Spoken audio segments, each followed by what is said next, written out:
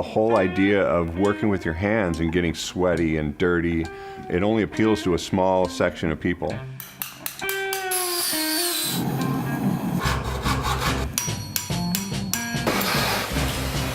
The hard work involved in doing this, I think it's a counterculture to where most people end up.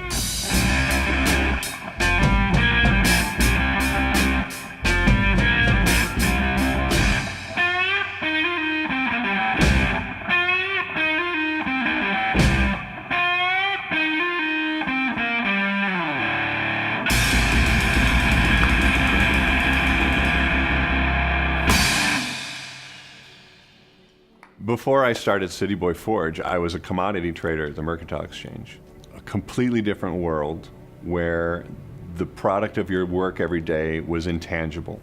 And I wanted something to hold on to at the end of every day's work, to show that I had worked here, that I had made something. And because of my background, because of my parents, because of my friends, and because of my wife, this is where the path took me.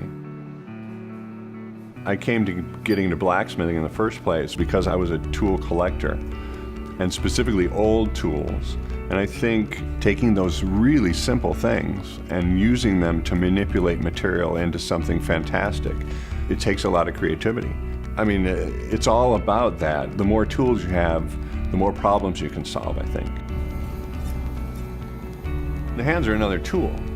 Knowing how to use them, knowing how to manipulate them, being heavy with a hammer, being light with a hammer, and how hard, what angle, where. I mean, all that stuff can create literally anything. And the hands are what makes all that stuff work. When I was a kid, it was all about creativity. I was also exposed to, my grandma was a painter, so I got to see that work. Dad restoring antique cars was kind of a big influence because of the, you get to get dirty. I think one of the things that people crave these days is that everything is like big box stores, everything is mass production. And I think when people see something that is really carefully done and made by hand, they kind of are drawn to it just because it's different. It doesn't have to be perfect. And one of the reasons I'm afraid of the word perfection, in a way, is because in order for my product to be perfect, I would have to be a robot. I'd have to be a machine. If I talk about a blacksmith, I'm not talking really about myself. I mean, I have some skills that are particular to blacksmithing, but I'm definitely not a jeweler.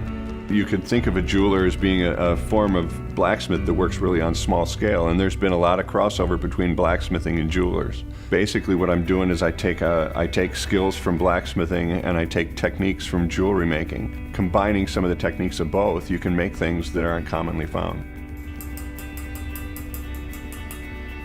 So my favorite story, and the reason I feel the way I do about what I do, a guy writes to me and he said that he has a son, and he wants to have a buckle made that'll reflect the way he is as the father. So he says he wants a leaping trout on the front of the buckle. He put his birth date on it, and he put the birth date of his son on it. And the plan is that when the kid turns 16, he's going to give this buckle to him. And it's the first time that it actually clicked that these things I'm making are going to last. And telling the story is really important. 100 years from now, that buckle is going to explain itself. Through fulfilling what I like to do, and by making things that make me happy, I'm making other people happy. To be able to do something that you really feel good about and that gives you so much back, name the cliche. I mean, it's the best thing you can possibly do.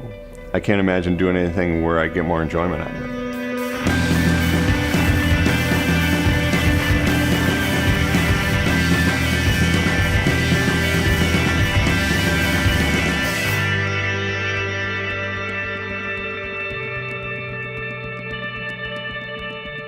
My name is Wesley Groot, and this is Cityboy Forge.